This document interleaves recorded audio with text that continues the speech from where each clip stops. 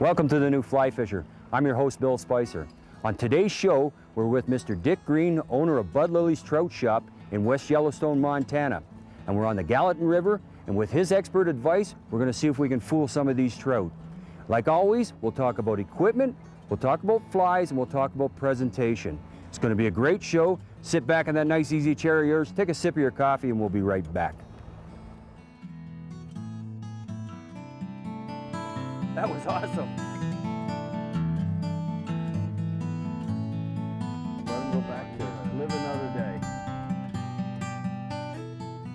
These are extremely strong fish. There you go. Oh, nice. Oh yeah, good fish, good fish. Yes. Got him. Yeah! World record. We talked earlier about having the optimum conditions. Here we've got A good perfect example of the family Heptageneidae, very flat. music, sweet music. This is why you need a lot of backing.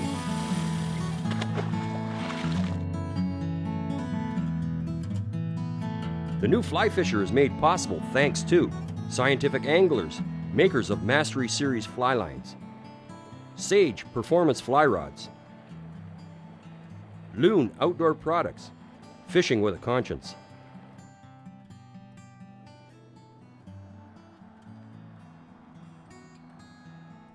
On today's show, we're fishing the Gallatin River just outside of West Yellowstone, Montana, a trout fisherman's paradise.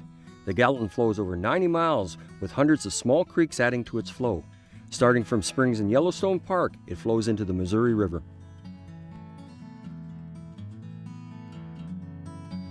Joining me today is Dick Green, owner of Bud Lily's Trout Shop in West Yellowstone. Dick's many years of fly fishing and guiding in this area will be paramount in our success. Dick has complete knowledge of the hatches in the area and where the fish will be holding at any given time. I look forward to learning from him. Well, the Gallatin is kind of a unique river for us here in Montana. We enjoy the varied meadow sections that we have in the Yellowstone Park.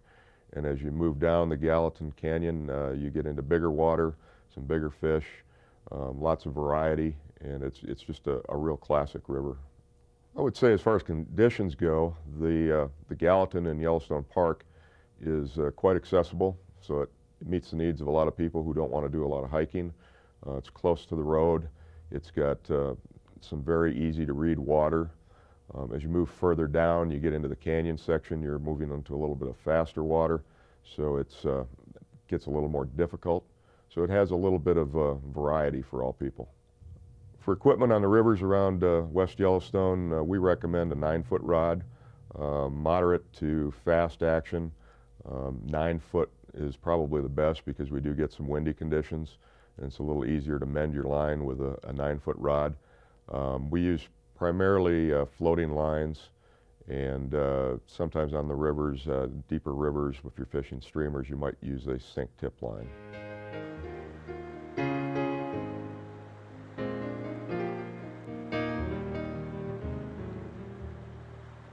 Yeah, when we're starting out in the mornings, especially on a stream like the Gallatin, it's a pretty cold stream. It warms up towards late morning and early afternoon, and then you start getting a little more active in the fish.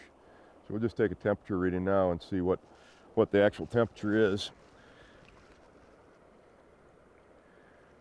Cold. It's in about 46 degrees, which is a little chilly. Trout will start getting active when it gets up there close to 50. But we can still get some fish here to start working. Bug action is usually a little bit later on in the day, like we were talking about before with hoppers. They're going to start moving from the grasses closer to the water where the green grass is, and hopefully we get a little bit of wind that'll encourage them to fall into the river, and that'll really turn the trout on.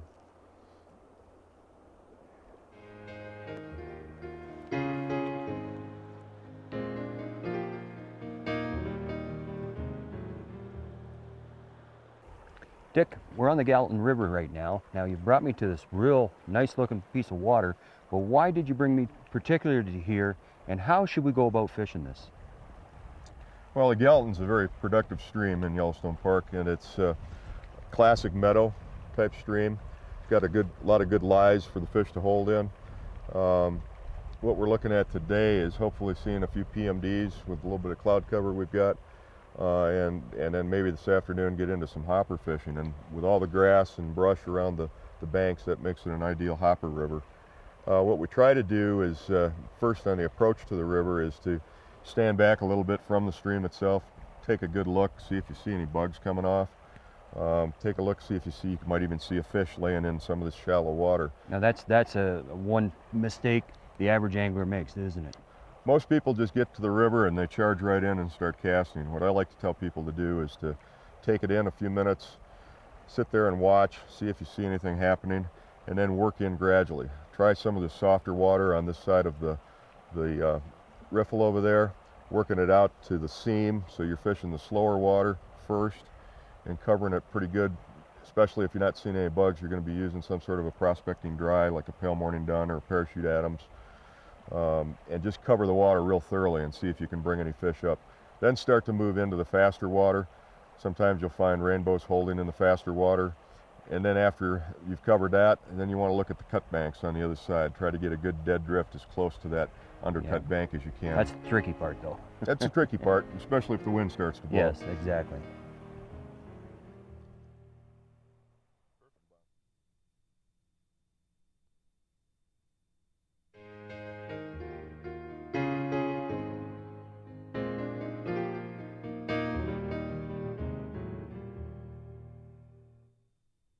Bill, we're not seeing anything on the water as far as any hatches, so maybe it's time to either try an attractor pattern or put on a little hopper and just see if we can get something that's a little hungrier to come up.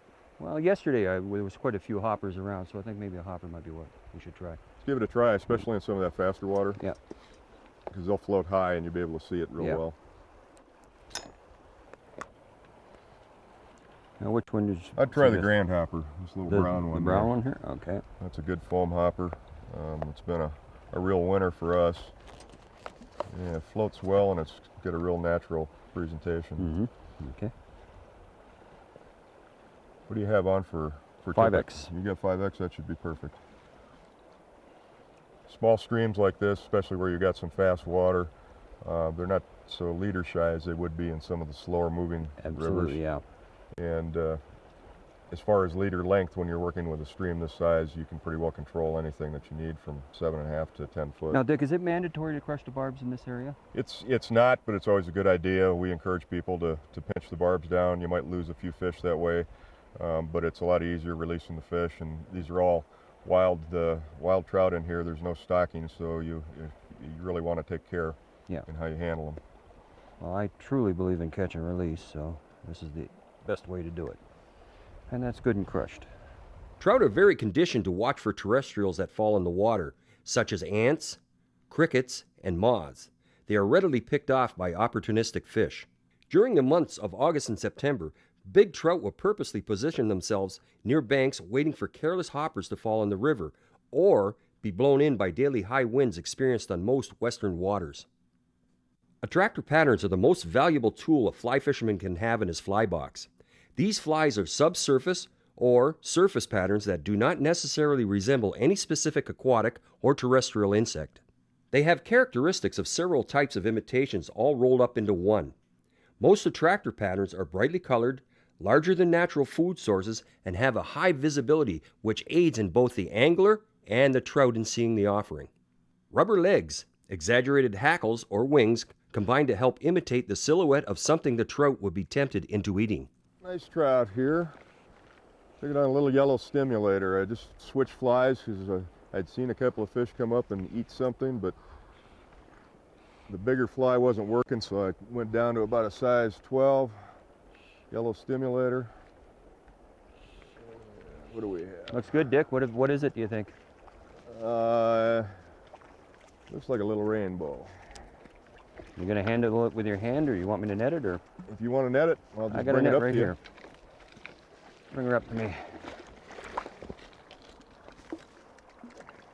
Yep, where'd he go? There he is. It's a decent fish too, isn't it? Not bad for here. There you go, there and we got him. Very nice. Very nice. Now I'll just take out the fly. Thank you. Man. Now, is this a rainbow or is it a cutthroat? Now, I'm looking at... I'm going to have to get a little closer here to see myself. I'd say that is a rainbow with maybe just a touch of cut in it. But Okay. you see the little slash under its gill, and it's not very prominent, but it's there. So I would say that's a hybrid. Okay. But it's Very a beautiful nice. little fish. Very nice. Oh, very good. Dick?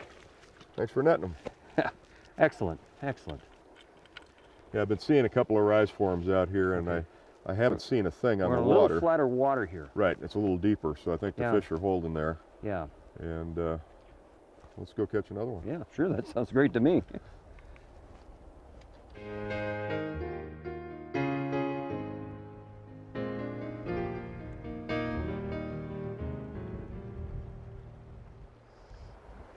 We're dealing with a little bit of wind today, and what I got to do is I got to cast a little more directly to the stream itself rather than over top, trying to make it land softly.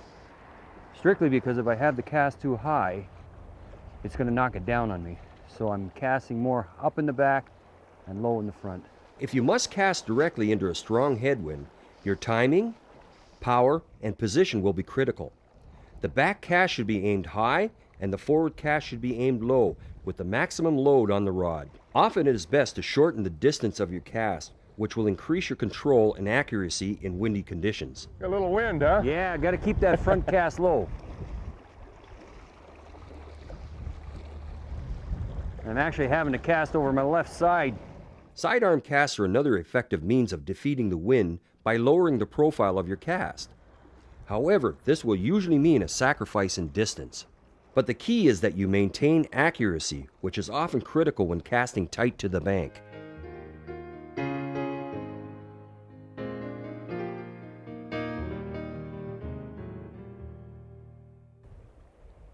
Undercut banks are a prime location for trout. The banks provide protection from predators and is a prime ambush point for food. Precise casting is needed here as you must get your fly as close to the bank as possible. Anytime you see foam lines near an undercut bank, it means there's usually some trout holding tight to the bank, using the overhanging grass as cover. That's where you want it, right there under that bank. Yep. Good drift. Let me see if I can get it in there better from this side. There we go. Fish Oh, on. hey, all right. Yeah. Oh, and it was a good one. Damn.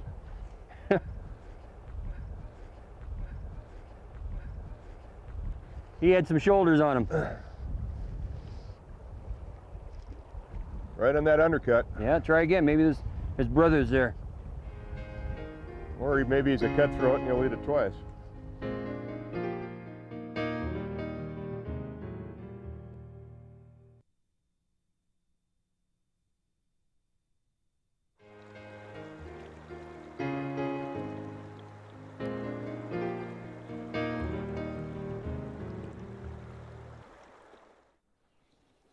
Dick, that last fish you got, you told me you seen some rises and decided to go to a smaller fly. Why did you do that? Well, when I was working the water with a big Madam X, and I kept seeing fish coming up taking something very small, and I just couldn't tell what it was. Could have been some of those tricos we saw earlier, but I just decided to go a little bit smaller. Went with a little yellow stimulator, about a size 12, and put it over where I'd seen the fish, and it was like the second cast, he came up and ate it. Oh, very good, very good. Now, in this type of water, is the presentation more important than the fly itself, or do you think there's more emphasis on the fly, matching the hatch? No, just because I went to a stimulator, which is a pretty basic fly, it imitates a yellow Sally, but we haven't seen any of those today either. So I think it was more just getting a good drag-free drift, and especially when you're working in a little slower water, the more natural it looks like it's floating, I think the better. Mm-hmm. So the drag-free drift is obtained. I'm noticing you strip in the line as the fly gets closer to you. Right, just trying to keep the bulk of the line away from the fly so it doesn't drag the fly down the river. The minute you get dragged, the fish will reject it. Well, sometimes you'll get a fish to eat something that is just swinging past them fast, but most cases they're not going to, because it's going to spook them. And what I try to do as soon as I'm out of my drag-free drift zone, I just pick up the fly and throw it again and just keep covering water.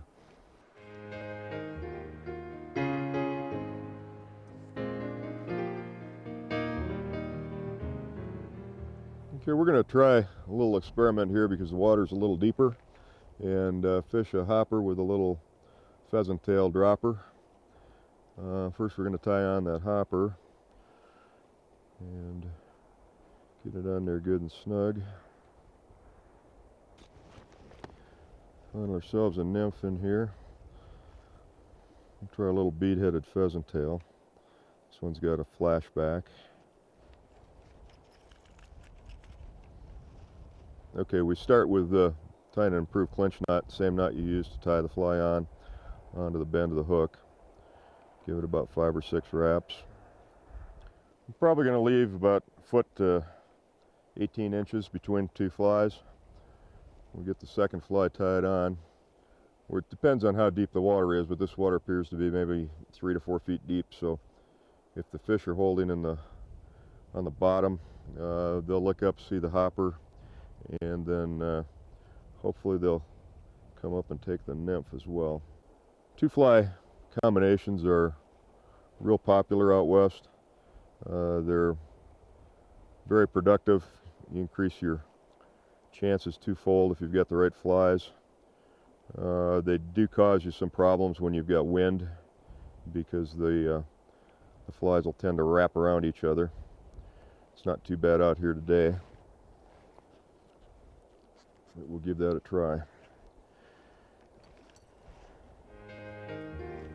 And the hook on my hopper is already debarbed, so I will just pinch this one down on the pheasant tail, and we're ready to go.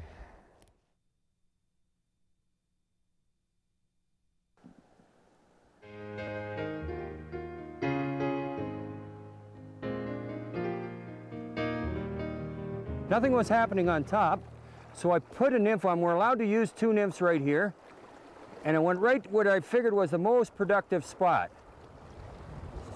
And he's not quite ready yet. There we go.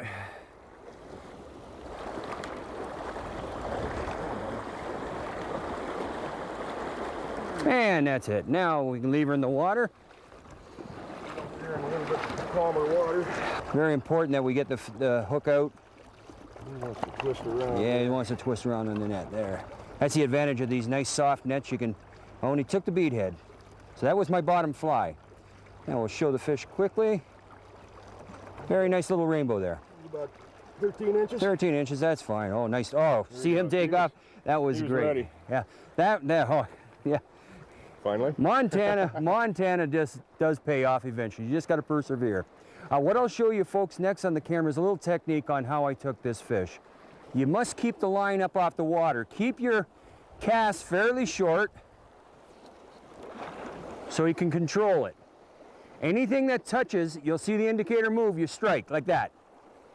Could be a rock, could be a fish, but it's important to follow along with your line and your tip of your rod. And you'll be surprised how many times the fish will hit right at the end of the run. There's no fancy casting. All you do is straighten out the line with the current and throw upstream. Lots of rocks for the fish to hide behind. A fish does not need a very big rock to hide its nose behind to get out of the current. Now what I'm doing here, I'm working the edge here close, and then I work my way out. I go farther out the stream as each time I cast. Another foot, take away this whole area, and I fish the whole area completely. You must have enough weight on the line to take it to the bottom. Now that's the minimal amount of weight to take it to the bottom. You don't want it so heavy that it just goes boom on the bottom and holds tight. Now in this state, they want you to use tin shot, not lead. We don't use lead in this area at all. So tin shot is what you want out here. I'll show you my rig. Now I got a 2-fly rig here. I got a fly at this thumb and a little bead head on the end. Moves up another 14 inches or so, and I got 2 split shot on. See if we can get them right there. There's 2 split shot. And then right at the top of my rig, I have a yarn type of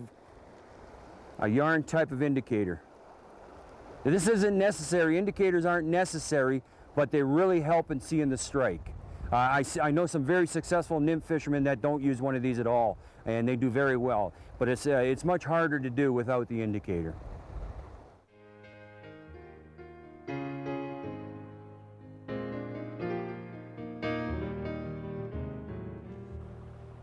Put on a little X-caddis. A nice little fish. You want to net him for me? Sure. Looks like a little brown maybe, huh? Oh, missed him. And we have him. Now, Pretty little fish. yeah, I didn't see any cuts underneath it, so we probably got ourselves a rainbow. Yep. Yeah, no cuts, so this is the little rainbow. Very nice. Nice fine Congratulations. spots. Well, I'm learning a lot off you, Dick, I'll tell you. I'm learning a lot off you. Been a tough day, but you seem to produce the fish. That's great. Yeah. That's wonderful. Yeah, there's a lot of caddis in this whole area. All the streams have caddis. And Yeah, we did notice a couple of caddis coming off earlier. so right. That was probably a great choice. I just saw some spinners on the water too. Looked like little PMDs, but they weren't looking at the hoppers. So No. again, like we did this morning, try something small, see if it works, and it did. Exactly. Well, I guess that made my mind up. I guess I better go to a caddis. I'll get you one. The Gallatin River is unquestionably one of the most beautiful places I have ever fished. Of equal delight was spending a day with Dick Green. He's an incredibly knowledgeable angler and just a great guy to wander the river with. If you get the chance, I strongly recommend that you come to West Yellowstone to fish the Gallatin and check out Bud Lily's Trout Shop. To learn more about our series and fly fishing, please visit us on the World Wide Web at www.thenewflyfisher.com. From all of us here at The New Fly Fisher, thanks for joining us, tight lines, and we'll see you next time. The New Fly Fisher is made possible thanks to the Canadian Fly Fisher Magazine, Scientific Anglers, Mastering the Sport with Science, Islander Precision Reels,